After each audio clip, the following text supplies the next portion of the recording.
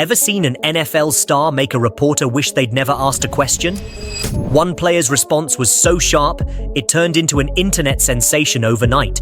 Another's comeback was so fierce, it left a reporter questioning their career choice.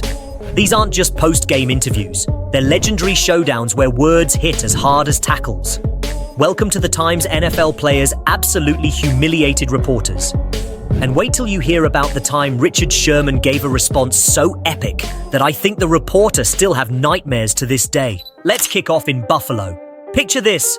Post-game, the air's chilly, but the press room's about to get heated. A reporter thinks he's got a smart angle on the Bills' run defense. Oh boy, was he wrong. Micah Hyde's about to school him with a comeback that's as sharp as a skate blade on ice. And Jordan Poyer? He's the wingman every pilot dreams of. He's not just backing up Hyde, he's reinforcing the wall. Watch how these two turn a post-game interview into a highlight reel of wit. Here's the team that's won a game running that two times in a game. He's passing that 2 times. That's embarrassing. I mean, what kind of question? What are we doing, bro? What kind of question is that? We made stops when we had to. They had one big run. I mean, they got good backs. Yeah, all right. They kept coming back to a couple runs. I mean, I don't know how you want us to answer that question. That's funny. Well, we'll remember that. I'll remember that. Thanks. This goes in this respect. It's all about respect. I come here every single week and I answer your questions truthfully, honestly. I appreciate you guys. Don't do that. Don't do that. Oof. Talk about being iced. That reporter just learned.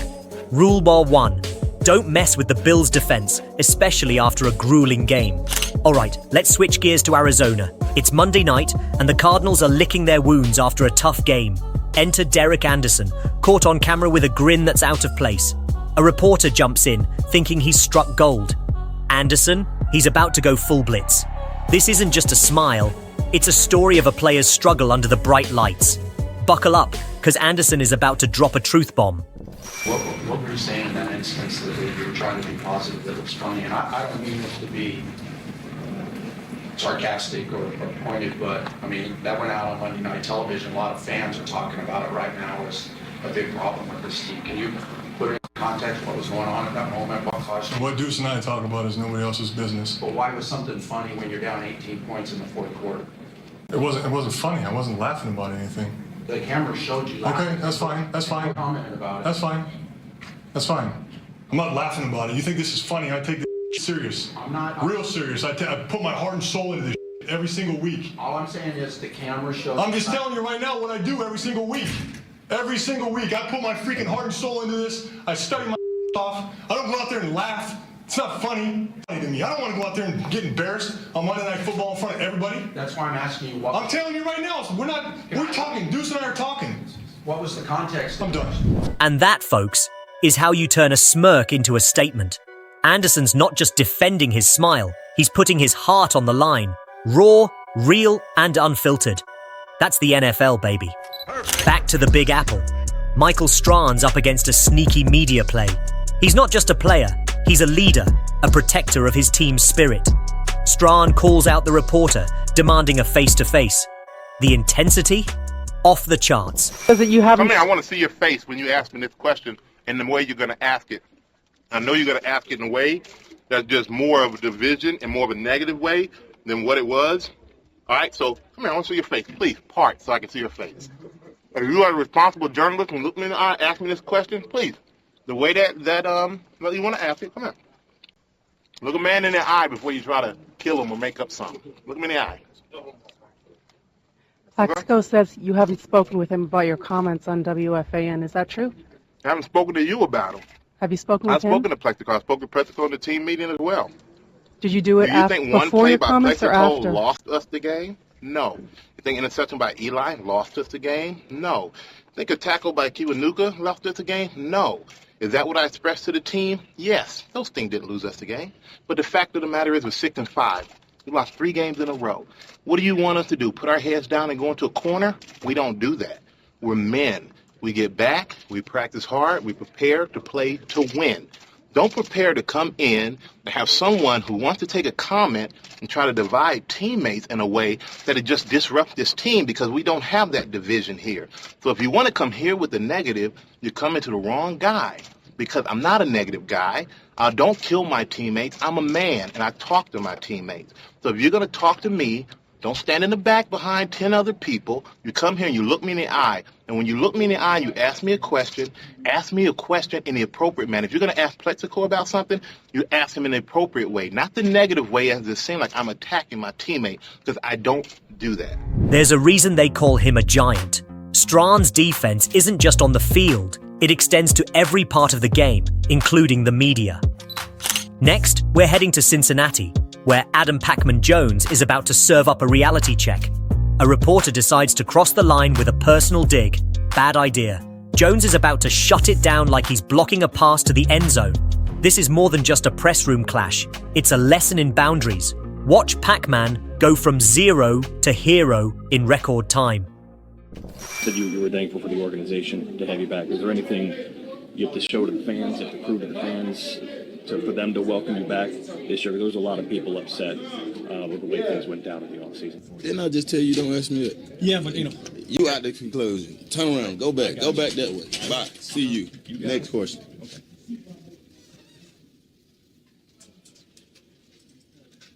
That's his last interview for the year.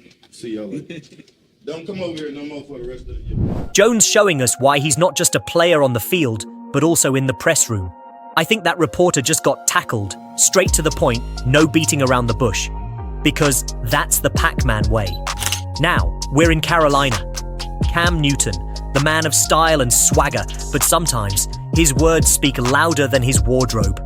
A routine question on roots from a female reporter, and Cam, oh boy, his chuckle says it all. It's not just what he said, but how he said it. Cam chuckles like he just heard a dad joke at Thanksgiving dinner. It's controversial, it's awkward, but man, you've got to see it. I know you take a lot of pride in seeing your receivers play well. Devin Funchess has seemed to really embrace the physicality of his routes and getting those extra yards. Does that give you a little bit of an enjoyment to see him kind of truck sticking people out there? It's funny to hear a female talk about routes. Yikes, that laugh could have used some coaching. Newton's pass there? Definitely not a touchdown. You be the judge in the comments. And now, Seattle's very own Richard Sherman. He's a beast on the field, but in the press room, he's a professor. When a reporter throws a half-baked question his way, Sherman schools him on the spot. Get ready for a lesson in media relations.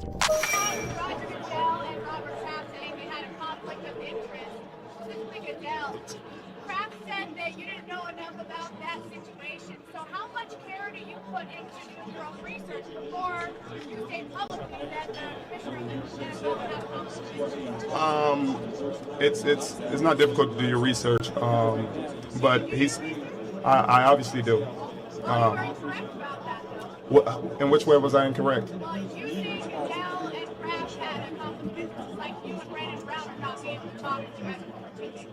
It's a little different. I don't work for Brandon Brown. You don't have anything else? Oh no, I do, but I'm wondering how much research you do. But you never answer you never go on with our discussion. You never concluded that.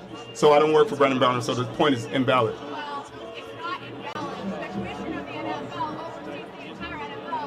There's only 32 owners, and hanging out with the owner doesn't mean that there's impropriety. Just like you hanging out with a competitor in the Super Bowl wouldn't lead to impropriety. I don't work for the competitors.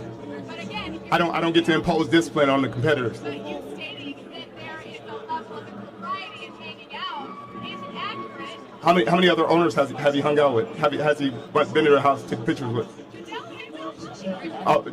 Have you done your research? No, you haven't. You just said that. You just came off knee jerk and said that. Come on. I know that you tell me talk a lot of the owners. Come on, be more specific. Come on, do your research. Be more specific.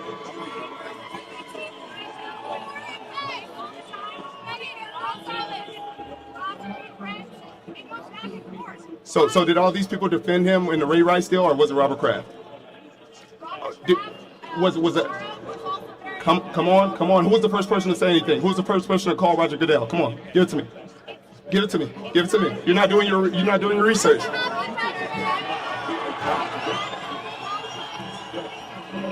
It's difficult to have a discussion with someone who has no information. You don't have any information. I have all the research, but I'm doing your job for you. And you're making it difficult to have a discussion because I'm not leaving. I'm doing my research. Was he the first person that called Roger Goodell to talk about the Ray Rice situation, or wasn't? Oh, he wasn't? He wasn't? Oh, he wasn't? Do you know that? Did you do your research? Did you do your research? Come on, did you do your research? Did you do your research? Did you do your research? Come on. It's difficult. It's difficult. I wish this would be a better debate, but it's not. It's the levels aren't there for us. Professor Sherman teaching Media 101. Lesson of the day. Do your homework before stepping into Sherman's classroom. Down in New Orleans, Marcus Lattimore gets hit with a health-related question that's way out of left field. His response? As direct and powerful as his gameplay. Lattimore's not just a player, he's a man of integrity, standing his ground. Couple more, Marcus. Are you totally healthy? Huh? Are you totally Why healthy? you asking me that? Well, because I'm wondering, early in the year, you had an ankle problem. How long ago that was?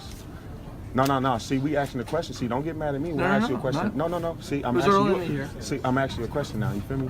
It was early in the year. That was like 7 weeks ago. Okay. I'm healthy now, man. You know, things happen like that. You know, but nah, I don't mean nothing by asking you that back. I'm just saying, don't ask nothing that makes totally sense. If I wasn't healthy, coach wouldn't have me out there. Like I said, I had a bad couple of weeks. You feel me? I owned up to that and I step up, man. I know I'm a top fucking corner in this league, and I ain't been playing like it. You feel me? Last one. I put that on me. You feel me? Solid as a rock, Lattimore's response is as powerful as his gameplay. In the NFL, resilience isn't just physical, it's mental, emotional, and right here, it's downright inspirational. Last, but definitely not least, Marshawn Lynch in Seattle. His press conferences. In his world, less is more. More cryptic than a spy novel. Yeah isn't just a word, it's a full sentence, a paragraph, a story. That's his go-to, but each yeah speaks volumes. It's not just a reply, it's a statement. A Marshawn classic. I got you, Tatum. How about the effort of the offensive line, just to keep pounding it against such a tough defense today? Yeah. Okay, hold on 1 second, Charlie. Yeah, sure. All right, how about the effort of the offensive line to keep pushing against a defense that attacks so aggressively? Yeah. How does that defense compare to others that you've seen this year? Yeah. And Marshall, you were on the sidelines for a little bit there. What was going on? Was the back all right? Obviously, you got back in there. Yeah. How important was it to keep the ball on the ground and run out the clock, especially in the fourth quarter when you know this team is so good in the fourth quarter? Yeah. How does your back feel, Marshawn? Yeah. Edgewater Hotel? Yeah. Hey, Marshall, every win is big, but just can you talk about this win against Arizona today? Yeah. How about the big game against 49ers next week? Yeah. How you feeling? Yeah. Any thoughts on the defense today and how they played out there today for you guys? Yeah. It's a rough. Anything else other than yeah today? Yeah. The man, the myth, the legend, Marshawn Lynch. Sometimes saying less says a whole lot more. And that's a wrap. From the blizzards in Buffalo to the rain in Seattle, these NFL players showed they're as skilled in press room battles as they are in gridiron clashes. Every comeback, every sharp retort, it's all part of the game they play. A game that's as mental as it is physical. If these epic verbal jousts had you cheering, hit that like button, subscribe for the latest in NFL drama, and drop a comment on who you think is the MVP of the press room. Remember, in the NFL, the action isn't over until the last mic drops.